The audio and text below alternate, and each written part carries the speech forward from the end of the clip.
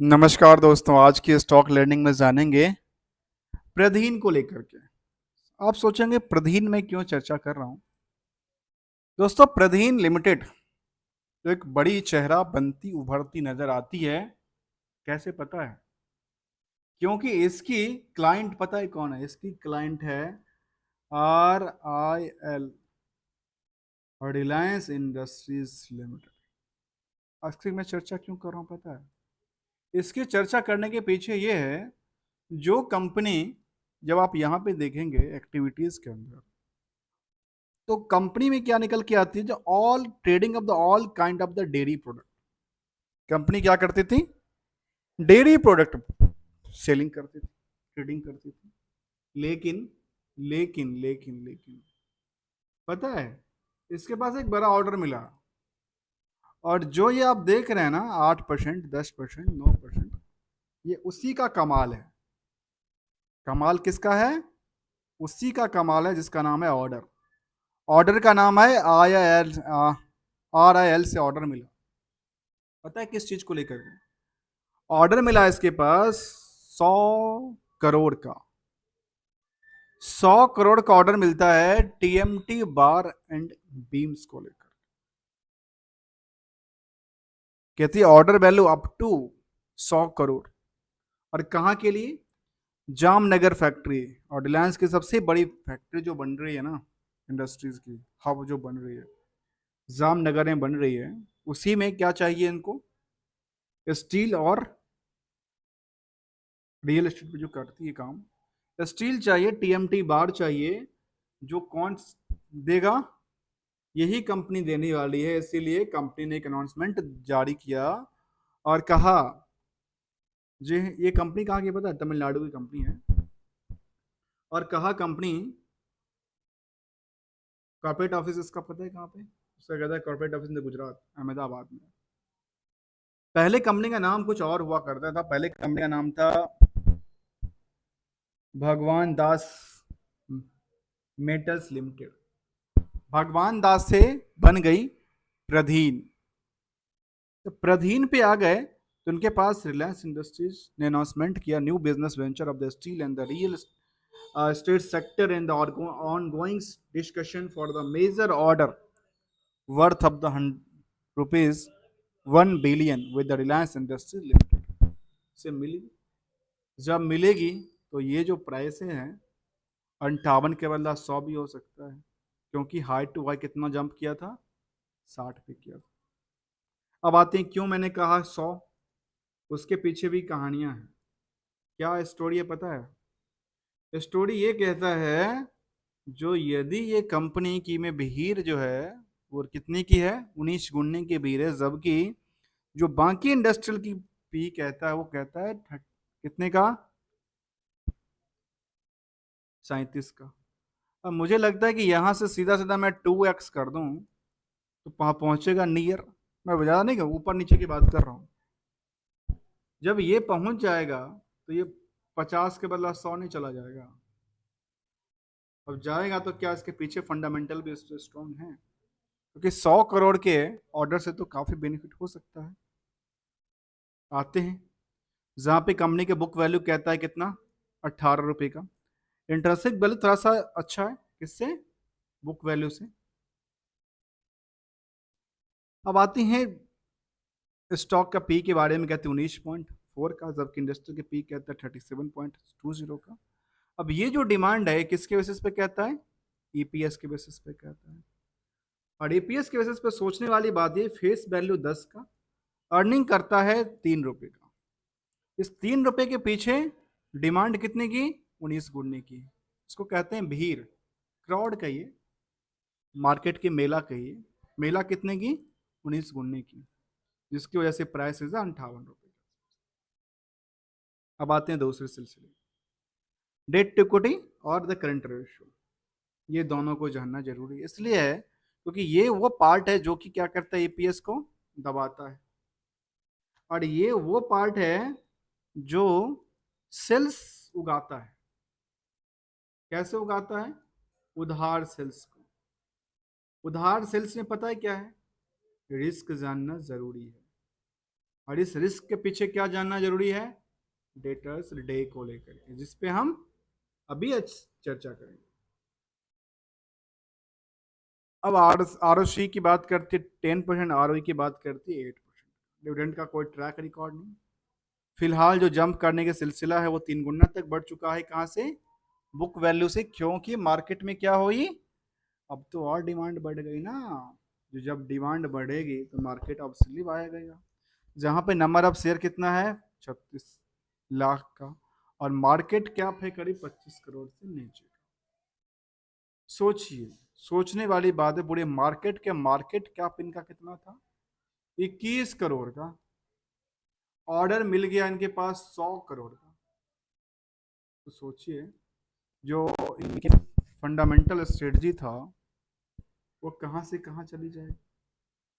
आते हैं पीयर्स में, जहाँ पे अदानी इंटरप्राइजेस, एजिस लॉजिस्टिक्स और सेलो जैसी कंपनी शामिल है, तो वहाँ पे इसको भी रखा गया है। आते हैं रिजल्ट में, क्वार्टरली तरफ और क्वार्टरली बेसिस में क्या। जो कंपनी कहती है कि सेल्स उसका कुछ है ही नहीं, सेल्स कुछ है नहीं, जून में कुछ किया नहीं, और जून से जून वाले में 42 लाख था, वहाँ पे कुछ किया नहीं। अब यदि कंपनी ने यहाँ पे कुछ किया नहीं तो इनके पास अदर इनकम कुछ आता है क्या, हाँ अदर इनकम तो आता है। अदर इनकम 51 लाख रुपया बुक करती कंपनी। जब अदर इनकम 51 लाख बुक करती है तो टोटल प्रॉफिट में इनके पास कितना होता है, 35 लाख का प्रॉफिट बुक करते हैं, जो कि पहले 7 लाख का नुकसान में था। वायो वाई में वहां पे 35 लाख का प्रॉफिट हो गया। सोचिए कितने परसेंट के जंप हुई। इसके बाद वायो वाई के अलावा क्यू आर क्यू को देखें तो क्यू आर क्यू में आधा हो गया, 50% रह गया।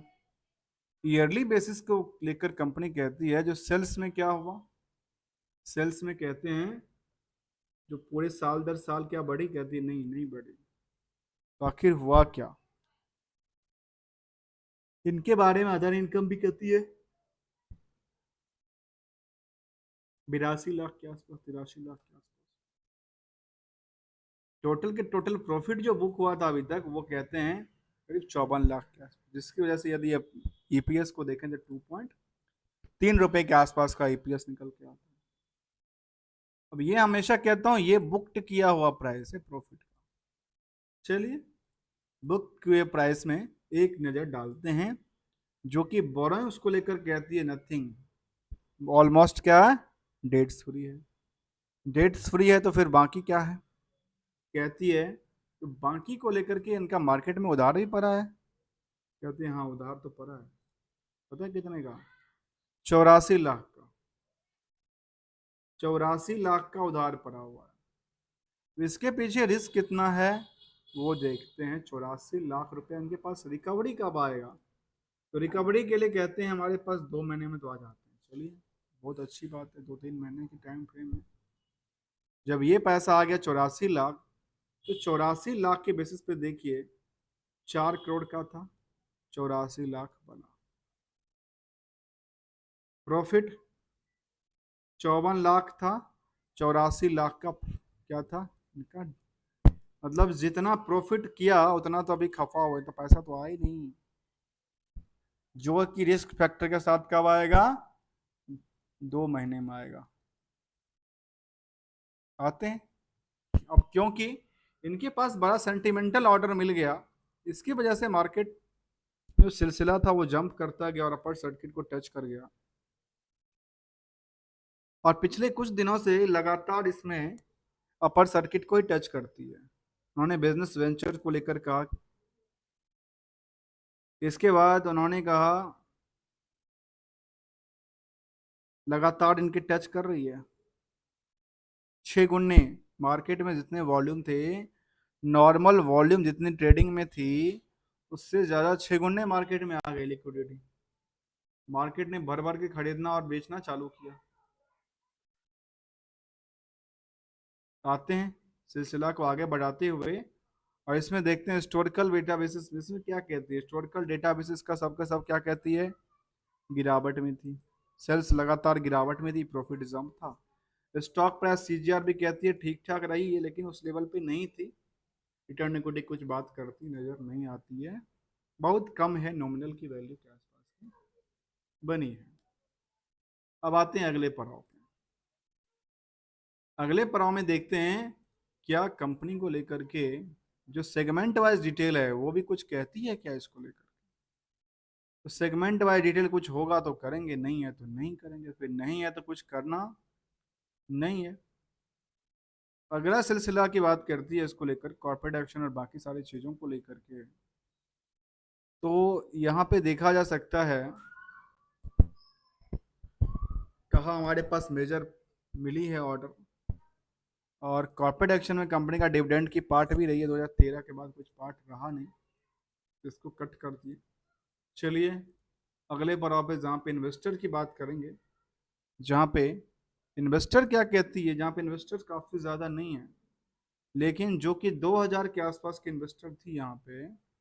अब पता है क्या होगा, ये मार्केट में 2000 के बदले 4000 हो जाएंगे, 5000 हो जाएंगे, क्योंकि जैसे ही इसका नाम जुड़ा साथ में ऑर्डर के साथ, तो मार्केट क्या होगी, एक मार्केट में तहलका मच जाएगी।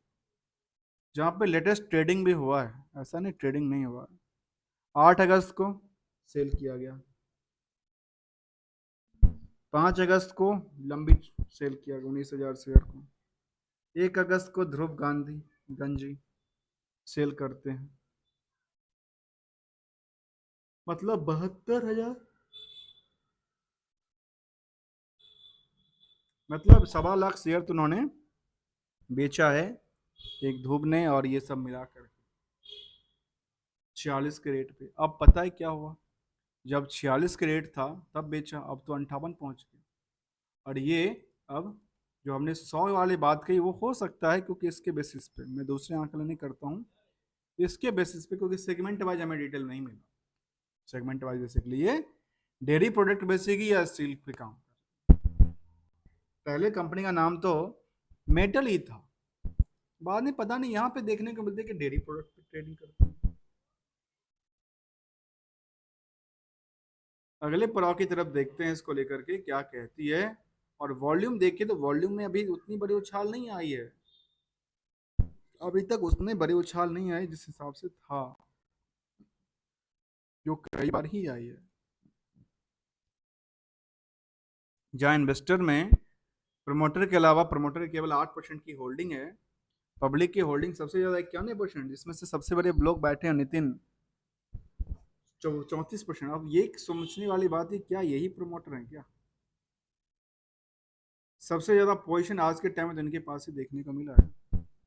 आशीष हैं, देसाई हैं, आशीष जितेंद्र पाड़िक हैं। ऑब्वियसली ये देखा गया कि यहाँ पे डिमांड अब धीरे धीरे क्या होगा, ग्रो कर सकते हैं। आते हैं कुछ और स्ट्रेटजी के साथ, जानते हैं क्या इसको लेकर के, हमने जाना है इसको लेकर के, स्टॉक को लेकर के, लेटेस्ट अपडेट को लेकर के। एनालिसिस पार्ट में देखा जाए तो कंपनी कहती है डेट्स फ्री है, ऑलमोस्ट डेट्स फ्री है, और ये जो डेटर्स डेटा वो भी क्या किया है, इम्प्रूव हुआ है पहले से कंप्लीटेड। तो स्टॉक 3 गुना ही बढ़ा है अभी, तो कितना गुना बढ़ सकता है। हाँ, क्वार्टरली में ये देखने को मिला जो प्रमोटर्स ने अपनी पोजीशन थोड़ा बहुत करके हटाया, 5 साल में ग्रो लेवल ठीक नहीं था, प्रमोटर होल्डिंग 8% के आसपास ही रही है, जो कि कह सकते हैं कम है। और अभी तक के डेटा में उनके पास अदर सोर्स से इनकम ही ज़्यादा निकल के आई है। तो ये थोड़ा सा इसके लिए अपडेट था इस कंपनी को लेकर के, जहाँ पे इनके पास एक बड़ी सी डील मिलती नज़र आई थी। और ये कुछ डेटा बेसिस में कहती कि वाई वाई में हमारा जम का सिलसिला ये नज़र आई है। तब तक के लिए thank you so much for joining है दोस्तों, विदाउट किसी रिकमेंडेशन और एडवाइजरी को लेते हुए। यहाँ पे मिला था एक बड़ी सी ऑर्डर जिसका नाम था रिलायंस इंडस्ट्री से 100 करोड़ का ऑर्डर।